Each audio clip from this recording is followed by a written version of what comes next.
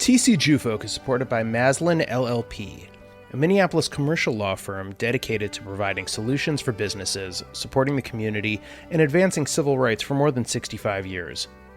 With particular appreciation of partner Leora Maccabee's contributions as a founder of TC Jewfolk, Maslin is proud to uphold the legacy of our founders Samuel H. Maslin, Marvin Borman, Hy Edelman, and Irving Brand.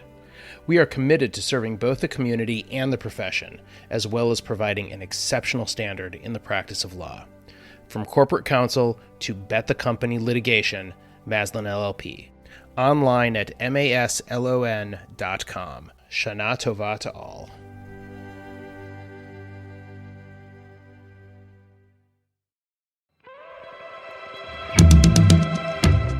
Welcome to this week's Who the Folk podcast. I'm Lonnie Goldsmith, the editor of TC Jewfolk.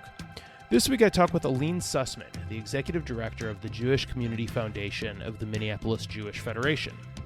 We talk about some of the big changes at the foundation and what they mean, and how her experiences growing up a Jew of color led to her helping launch the Multiracial Jewish Association of Minnesota on this week's Who the Folk podcast.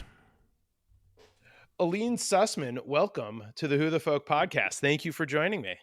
Thanks, Lonnie. I'm so excited to be here. I am so excited to talk to you. Now, I guess for full disclosure, we've known each other for a while now, both of us being, professional Jews in the community, and this is our second podcast interview that we've done. I know. I'm so honored. Because we had talked for the, now slightly, I think defunct, we could call it at this point. We Won Let's Eat, our Jewish food podcast that I think was great in concept, and none of the three of us who ran it had enough time to pull it off as well as we wanted to. Well, it can make a comeback. There's I would like it to make a guest appearance, right? I would like it to make a comeback. Like, we just got to figure out the right concept for it. But we talked for that, and I'm very excited to get to talk to you again for this podcast. So thank you for joining me. You're the director of the Jewish Community Foundation, whose name is... Oh, it's the world's longest name. Ready? Go for it. The Jewish Community Foundation of the Minneapolis Jewish Foundation. So long. So, okay, so before we get into why that's not the name for long, start with what is the Jewish Community Foundation of the Minneapolis Jewish Foundation? Well, I love that you ask, because not a lot of people know what a community foundation is. And this community foundation was started in 1974, approximately as a department or a wing or an arm of the Federation. And basically it's about plan giving and endowments. And what we do is we help people make their charitable giving easier, streamlined. So for example, we host what are called donor advised funds. Maybe you've heard of them, not sure if you have. A donor advised fund is like a charitable checkbook. And we take the dollars that you would like to give away to various nonprofits. We invest them in the market through a donor advised fund or other types of funds. And then ideally over the long term, those funds grow. So you have more money to give away to charity, and it grows tax-free. So we also have a suite of services around having a fund at the foundation, like philanthropic advising. Let's say you have no idea where you want to give your money to. You would come to us. We'd have a conversation to figure out, what's important to you and what organizations really align with your values. And then we also host endowments for 14 Jewish organizations in town. So truly, we're a community foundation where we help individuals, families, and Jewish organizations. So if people had a fund with you, it doesn't restrict them to giving solely to the Jewish community. No, I mean, they certainly could, but that doesn't... If that's what you wanted. Yeah, okay. If that's what you wanted. But we have donors that give money to organizations all around the world, Jewish and non-Jewish, and to the tune collectively of anywhere from $8 to $10 million a year total between the almost 1,400 grants that we give out. That's a lot of grants in a year. Yeah. But, we're here to help people with their giving, and we do the work for you. You don't have to keep track of your tax receipts every time you make an online donation, all of that. We do that for you. We make it easy because giving away money should be fun and enjoyable, whether it's $1 or $1 million. I would, speaking for my organization, if somebody wanted to give us $1 million, there'd be no complaints. Right.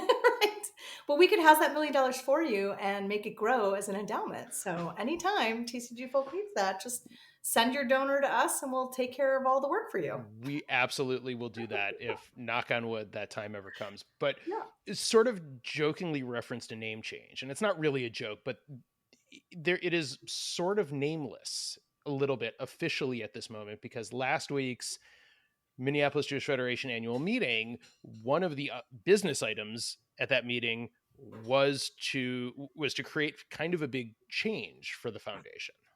Yeah. So way to foreshadow it. That was very good. Thank Thanks you. for the runway. So actually, the meeting was last night. So we were super fresh off the vote. And what happened is, as I mentioned earlier, the foundation is technically a part of the federation. We're not a separate 501c3. We're not a separate nonprofit. But last night, the federation membership voted at the annual meeting to turn us into a separate nonprofit. It will be an LLC form, but a nonprofit nonetheless. I know it's very confusing. Our lawyers helped us with this.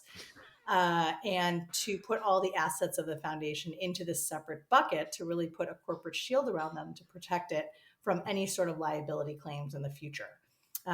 You're probably thinking, like, why does this happen now? Why didn't this happen in 1974 or 1984? The thought crossed my mind. Yeah, so the Federation, as some of your listeners might know, and you probably know, bought the Berry family campus in St. Louis Park a few years ago, and instantly, like, the risks of anything bad happening went up, right? So, God forbid, someone walks into the J, slips and falls, breaks their neck, whatever, they sue the Federation, they win, then the lawyer, even law students know this, would know to go after the assets of the Federation. Well, if we move the assets from the Federation into this separate bucket, it helps protect them a little bit more. Okay. So really it's about making sure that the donor advised funds, the endowments for agencies, all of that is protected. And right now we're at about $156 million. So it's not a small chunk of change. No, that's a very significant pot of money there. Yes. Yes. So we have to make sure that, you kind of it's a belt and suspenders approach. And there were other approaches, but this was the one that we landed on. There was a working group of lay leaders and staff that have been working on this for 2 years with our attorneys. 2 years, but this is the end result. And it's really just ensuring that we protect those assets because they're really community assets. So there's the obvious protection from federation advantage. How does this affect the foundation in short term and long term in the sense of how you guys operate? So let's say you had a donor advised fund and let's just say it's called the Lonnie Fund. You would not really see a huge difference in terms of your day-to-day interaction with the fund when you want to make a grant or a donation to a nonprofit, all of that, other than the name of the foundation will change. The logo is going to stay the same, but you pretty much wouldn't see a difference day to day. Same for Jewish organizations. There would really be no difference other than that to some small degree. But, with a new name, which is forthcoming, and we haven't decided on that yet, but that'll be soon. We're hoping that will give us kind of a broader geographical identity. Geographical, that's not even a word. Geographic identity. You can see I'm still tired from last night's meeting. I had to present the motion and it was all legalese and it took me 5 minutes and I numbed people, poor people listening. Oh God, I'm so sorry who attended the annual meeting, but it passed. So anyway, hopefully that answers your question. We can definitely get into it more once this changes happen because I know we're talking about maybe following up with a deeper article. So there'll be lots more to share. And that's good foreshadowing. Yes, there will be more on this. We'll go more in depth, especially once there is a name to share and what all that means. When does this take effect, though? Obviously, the vote has happened. It is done in a technical and legal sense. But when does this actually happen? Yeah, so hot off the presses, the vote is done, and that kicks off a series of steps that we need to take, including regulatory filings, creating operating agreements, management agreements, moving the assets over to the new bucket, so to speak, once the bucket's created from a legal standpoint. So now the work really begins, which is great, though. It's really exciting. I'm thrilled. I just feel so much better as the head of the foundation. This is going to be more protected. I gotta feel, though, there's got to be little more disheartening things than to say, after 2 years of work, to get to this point, to then say, and now the work begins. Well, okay, I should take that back. There's been a ton of work, most of it by our lawyers. Thankfully, we've had volunteers that have given us their particular expertise, which we couldn't have done it without them. So, we had a gauntlet of approvals that we had to go through, all the like technicalities of getting this kind of thing approved on the federation side. But last night it was historic. This is a big deal. I don't want to underemphasize this. This is a very big deal.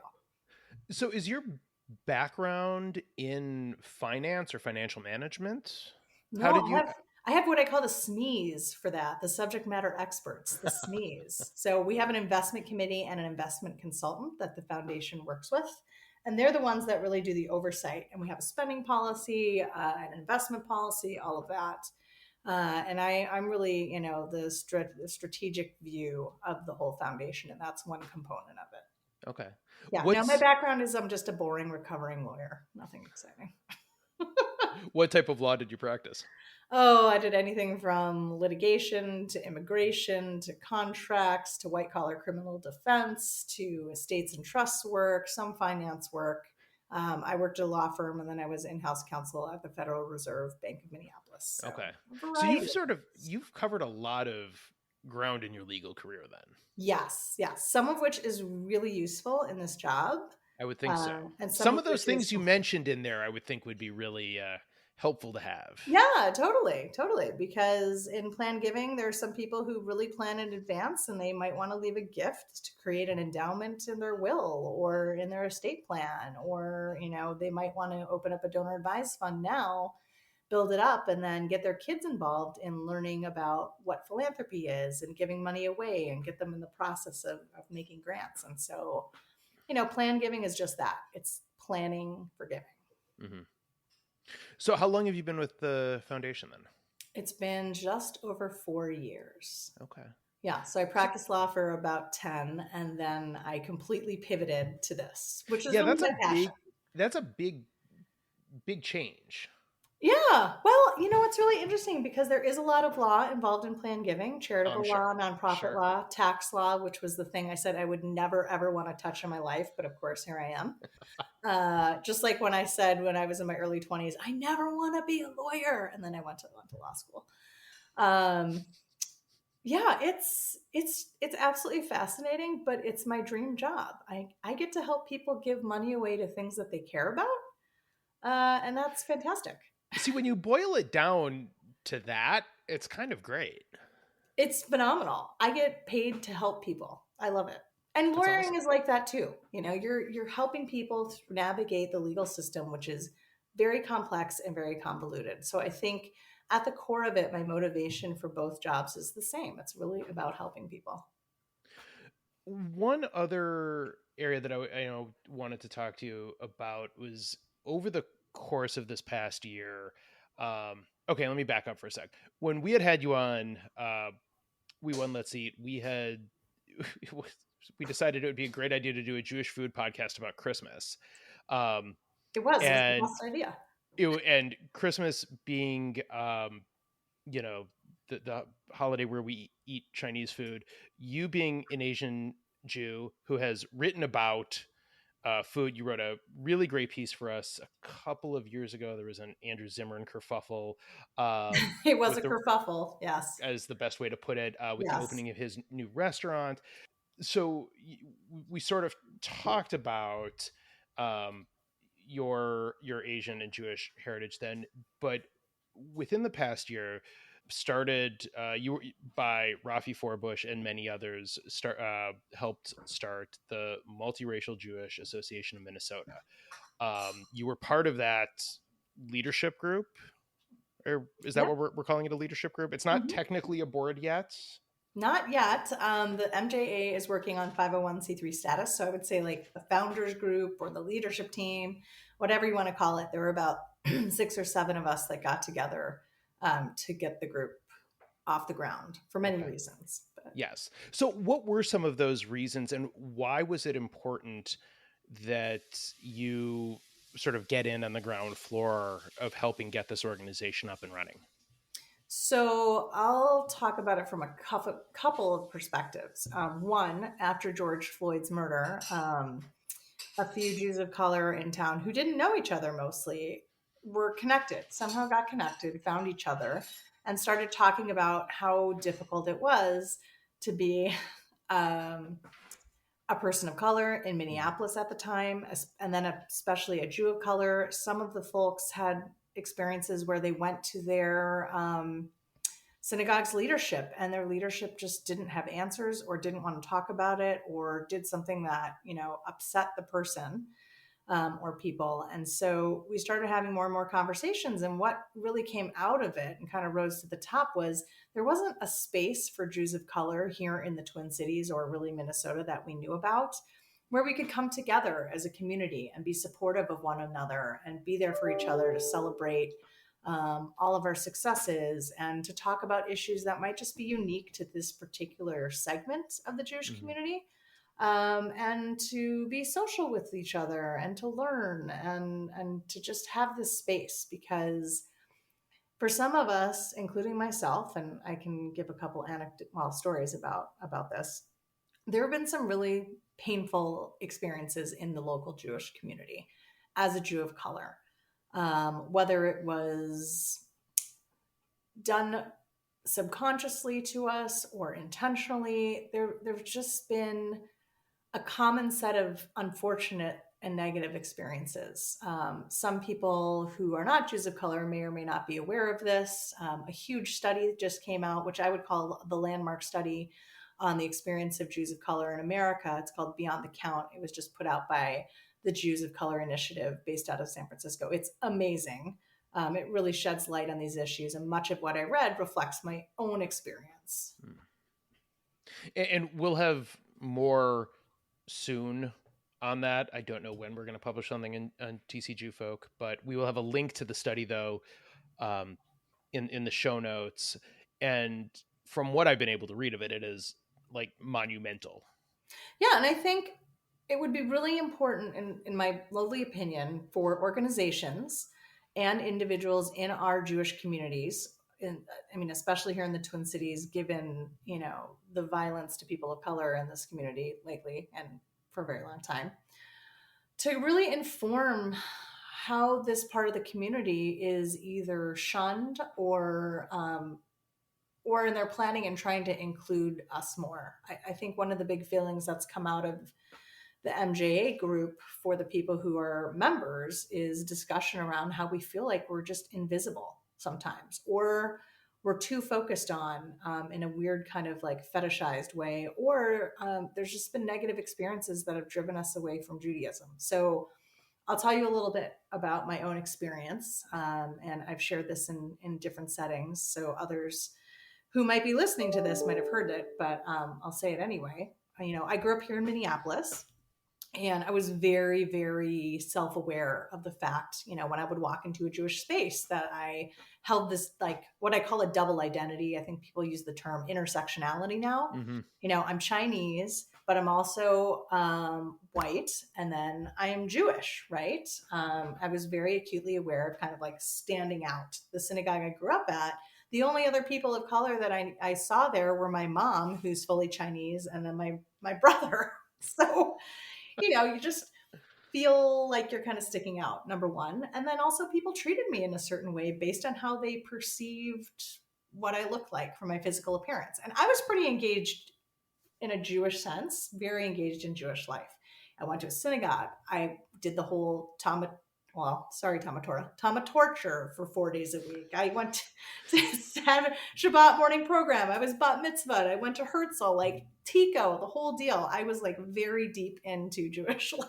That's almost like poster child for the Jewish community, the young person's Jewish communal experience. Yeah. You did everything. Right. Like I've ticked off all those those boxes. You check all the boxes. Yeah. I've checked the boxes of like how to make a Jew. Right. So, but everything that I learned, or I shouldn't say everything, many of the things that I learned in these Jewish spaces, whether it was Talmud Torah, whether it was at my synagogue, whatever it was in Jewish teachings, was about being a part of a tradition of a warm and welcoming people. And I didn't feel that. My reality and those teachings were really kind of worlds apart. I felt very isolated, not understood, acknowledged, or welcomed. So, for example, my mom's Chinese, my dad's white, and we'd walk in synagogue and people would just stare, which always felt strange, right? Like they would stare at me and it made me feel like I was,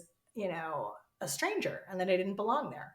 And I often felt the need to like share my last name when I met with people to say, like, in a way, like I was proving I was Jewish, right? My maiden name's Grossman. My last name is Grossman. Like, I swear to you, I'm Jewish. Like, this is my last name. And then some people would go as far, and again, I don't know if this was conscious even to them. And this was in the 80s when like pre-PC, pre all this, whatever, Yeah. or awareness of racial issues in the Jewish community existed, they would ask me like, are you adopted? Are you from here? Can you find the page in the book? Do you know what Judaism is? And like, people even asked me if I was Jewish, and it just made me feel like they didn't want me there. Right. It really was strange. Like, as an existence to be told your whole life, like, you're part of the Jewish people, you belong here. And then to have other Jews in the community treat you like a stranger or treat you like you don't belong in that space. And it was, as a kid, it was really hurtful and you don't totally understand it. I'm talking about it now through the lens of being an adult and having more self-awareness, but like it was dehumanizing, which was really kind of, unfortunate.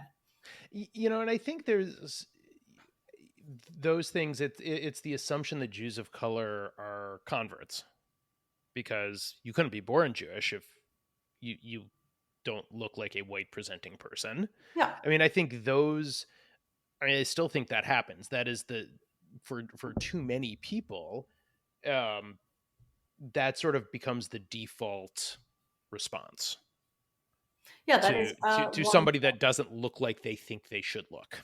right. That's one of many experiences that Yeah. people have had, which is unfortunate because, and this is part of why I put my energies towards MJA is, think about it this way. I'm only one person and I Mhm. feel this way. There are estimates about how big the Jews of color population is, anywhere from 8 to 20% of the Jewish population, but it's growing, growing, growing. And the new Right. census just came out, and the segment of the American population, which is people of color, has grown. But if I'm one person feeling this way, and if there are others that felt this way in the Jewish community, like extrapolate that to thousands of people, then imagine if those thousands of people dropped out of Judaism like I did. I did for a very long time. I just completely did nothing Jewish, totally disassociated myself, stopped going to synagogue. Imagine if they chose not to be connected to the Jewish community and then they raised their kids that way. What would that do to the fabric of our Jewish community and the future of our people? Just, Right. it would be devastating. Was it because of those experiences that you chose to disconnect and disassociate with Judaism for a while? I would say 99%. Okay. And then again, apologies to Talmud Torah. This was the Talmud Torah of the 80s. Yeah. Going to Hebrew Different. school 3 to 4 times a week for years was not fun. I went. I went to day school from kindergarten through 8th grade, in growing up in suburban Detroit. Yeah. So, yeah, by the time I left there, I'd sort of checked out for a bit. Yeah. I just I like, get it. so getting back to the other point, like at a certain point, it's like banging your head against a wall. Why would you keep going into spaces where you're not made to feel welcome? Right. Like it's a choice, especially as a Jewish adult. You become a Jewish adult, you have the choice. And I chose to just disassociate because it was too painful. It was not fun. So, what brought you back in then? So And I ask this as to somebody who is a Jewish communal professional who has made, Judaism and the sort of future of especially local Judaism such a big part of their life. What brought you back? So I literally, from my bat mitzvah until probably mid of my freshman year in college, did nothing Jewishly. Okay. Like literally nothing other than going to the Lincoln Dell. That was probably it. Which is a famous old deli, which no longer exists, sadly. But I moved to New York City, which is like the hub of Judaism in America, right? Right. I went to a college where at least a third of the students were Jewish. And for the first time, I was like truly immersed in Jewish culture. And after a certain point of living in New York, I just kind of felt like, I should really start exploring my Judaism as a proper adult now. I Mhm. feel like I want to get back into this. I'm afraid because I don't want to feel rejected or hurt. But you know what? This is probably a good place to do it. And I ended up going to a high holidays service at my university. And I saw a Black Jew with dreads there, and I instantly felt better. Literally, all it took was for me to see another person of color in the service wearing a kippah davening. And I was like, okay, I'm not the only one, right? I'm not the only one. And Yeah. that's all it took. It's be And it careful started what a I long journey. I mean, it wasn't just that. right. No, I got to be careful what I say here, but it's amazing what happened, like what you see when you get out of the Midwest. You get Yes. out of Minnesota and you get into a space that is just ripe with diversity and a little more character. Again, this is not to denigrate Minneapolis. No, this I'm a is, transplant here. I love no. Minneapolis. I'm happy to be here and raising my kids here, but it's maybe lacking a little bit in diversity, especially in Jewish spaces. Well, you might be shocked at the statistic, but when I was growing up, Minnesota was, by demographics, 94% white. Okay, now it's 86, 85% Caucasian. So it's Right. better. But when you go to someplace like California or New York or wherever else, there's just a lot more diversity. And for someone like me, it feels better to see other people of color. It makes me feel more relaxed, Mm-hmm. which sounds strange. I'm always like walking around Minnesota with a very self-conscious awareness of, are people looking at me? Are they looking at me funny? Some people still say things to me in Jewish spaces, sometimes in non-Jewish spaces, in particular in Edina for some reason. I have not so Well, great I mean, incidents happening. Not every day, but enough where, I'm always aware. and be careful. I'm not going to bag on Edina right now. That's Well, fine. my husband would kill me, but I've said this to him a million times. He grew up in Edina, so he has to hear it. Look, I think this is it's I think fascinating journey, both sort of personally and professionally, that you're on, and sort of how it all ties together. Because I think it seems clear that it does. Like the personal journey you're on has sort of brought you to what you're doing professionally now. Yeah, I would agree. It took a really long time, but when I got moved back to Minnesota from the East Coast, where I went to college and then law school and worked for a while, I naturally gravitated back to the Jewish community. And I'm going to give this person credit, and I always do. And he always gets embarrassed when I say this, but I went to a meeting where I met Steve Hunnigs. It was a Hillel meeting for Jewish law students. And it was like a month before Steve started as head of the JCRC. And he basically just said to me, you told me you had this great experience Jewishly on the East Coast. And, do you want to have the same thing here? And if so, what would that be? And I basically just said, I want to do X. And he was like, great, do it at the JCRC and come onto our board. And he just kind of pulled me in and invited me. And that's how it all got started. Did I think I wanted to be a Jewish professional at that moment 15 years ago? No, it wasn't on the top of my mind, but I certainly can see the thread of where that volunteerism, that connection to the JCRC led me to where I am today. And frankly, I said earlier in the discussion, I grew up in this community, right? This is my community. So selfishly, having my dream job here in Minneapolis is me giving back to my community and building it up and helping people build it up so it's wonderful for the next generations, which includes my son Max, and his kids maybe and their kids. And Yeah. it means something. Our Jewish community is not huge, but it's a very tight knit community. I've lived in other Jewish communities, and I'm saying this completely biased, but it is one of the greatest communities. People here have each other's backs no matter what. It is very different in the other places I've lived in. Maybe they say that, but when the chips are down, like we come together in this community like I have not seen anywhere else. And to some extent, the foundation is some sort of living part of that. So I just consider myself very lucky. You mentioned Steve and the JCRC, and I'd be remiss if I didn't give a shout out to your husband, Anthony, who works for Steve at the JCRC and is one of the, and I would say this even if I wasn't speaking to his wife, but one of the great people I have the pleasure of working with in my job in this community. He's really, he's fantastic. So Oh, thank you. Thank you. He is a treasure. he But is. again, So I'm totally biased, but that's how we met. Because I volunteered at the JCRC, that's how we met.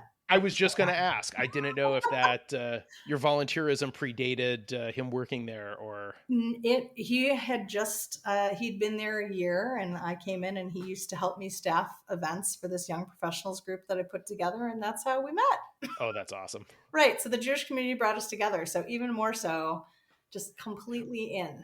So, but both of you growing up here, you didn't like grow up together at all? Did you didn't know each other growing up? Oh, Lonnie, now you're asking a loaded question. All right, No, we're gonna. no, it's okay. No, I'm 5 years older than Anthony, so we never crossed paths. Jewish. Oh, okay. Never. All right. Plus, he lived in Edina. I grew up in downtown Minneapolis. Two different, very different, It's completely different worlds. like opposite, ends of the spectrum. So obviously.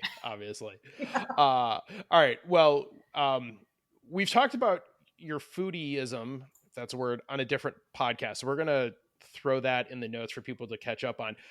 However, got to end with the same two we always do, and we may, because it's food, we'll start there. What is your favorite Jewish food?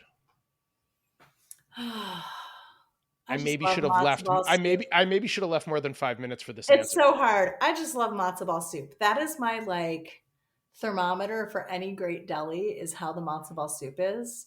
And on the days where I'm feeling the crappiest or whatever, that's like my go-to comfort food. And of course, it's like chicken soup for the soul, right? Very stereotypical. Oh yeah. But I would die without matzo ball soup. Who makes one that you think that's the go-to? I'm going to sound like a heretic when I say this too, but there's an amazing deli out in the West Valley in LA near my Chinese grandparents, where they used to Excellent. And it's called Brent's, and they have phenomenal matzo ball soup. Phenomenal. Katz's is also excellent. Katz is in New York City, and then Kenny and Ziggy's down in Houston too. But Brent's takes the cake. Okay. Yeah, it's nothing locally that ticks the boxes. They won't deliver. You can't get a pandemic box from Brent's. It's like my sad. I've ordered 5 from Kenny and Ziggy's and a bunch from Katz's, but I wish Brent's could deliver. Locally, Meritage to me might. Meritage is good. That's good matzo ball soup. It is. Which sounds weird for a French restaurant. No, it's a super high-end consommé with a matzo ball in it. But it's really good. Diced carrots. It's delicious. I agree. Delicious. If you're gonna pick a local one, that's phenomenal. It's got to be it. All right. Great taste, Lonnie. Thank you very much. I appreciate it. What is your favorite? As we are approaching the high holidays here, what is your favorite Jewish holiday? All of them, because they all involve food. I don't know. I find the most meaning in Yom Kippur, even though I just did not like Yom Kippur as a kid, right? Because I'm so food focused. It was the deprivation of not having food all day was torture to me. But the Vidui prayer to me, the confessional, is very important in terms of my self-awareness and reflection and thought forward for, what's the kind of person I want to be in the next year. And I find that prayer to be incredibly moving. And that's one of the reasons why I love it. And Kol Nidre is beautiful too. So. Kol Nidre, it's beautiful. Yeah.